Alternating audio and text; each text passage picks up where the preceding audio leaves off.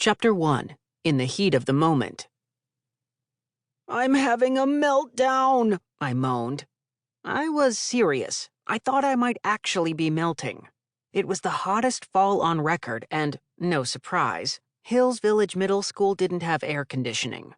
To make things worse, I was in one of the stuffiest places in the whole stuffy school building, the last row of the rehearsal room for our weekly kazoo chorus practice. It must have been 200 degrees in there. The room was packed with steaming bodies and hot kazoo breath. Not a pleasant combination.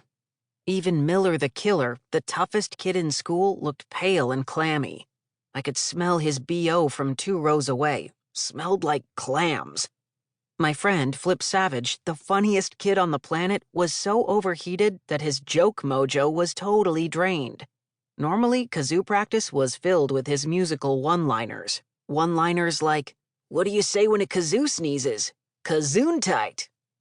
But that day he was slouched down so low in his chair that he was practically horizontal. We were on the 3rd chorus of Bad Guy when the sweat on my fingers made the kazoo slip right out of my hands and clatter to the floor.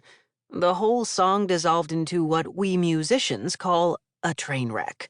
Naturally, everybody looked in my direction. "Rafe Cachadorian," that's me, "get a grip on your kazoo. That's valuable school property." The music teacher, Mr. Largamenti, was pointing at me with his pointy baton. He was perspiring so hard that his one remaining strand of hair drooped off his head like a string of spaghetti. He kept mopping his brow with a handkerchief, but it was no use. His sweat glands were in overdrive. He had a tiny personal fan clamped to his music stand, but it was like trying to cool down a hippo with an ice cube. I leaned down to pick my instrument up off the floor. Mr. Largamenti flicked his baton. Once again, the room was filled with the sound of 16 sizzling kazoos. That's when I felt a buzz in my pants. A new email. I pulled my phone out of my pocket and checked my screen. It was a message from Daria Deerwin, DVM, the very cool veterinarian I met at the Bushytail Animal Refuge last summer. I guess you'd call her my mentor. She taught me everything I know about wild animals, and that's a lot. Her daughter, Penelope, was pretty neat too. She and I bonded over a bunch of lost lemurs. Funny story, which you can hear for yourself in Middle School It's a Zoo in Here.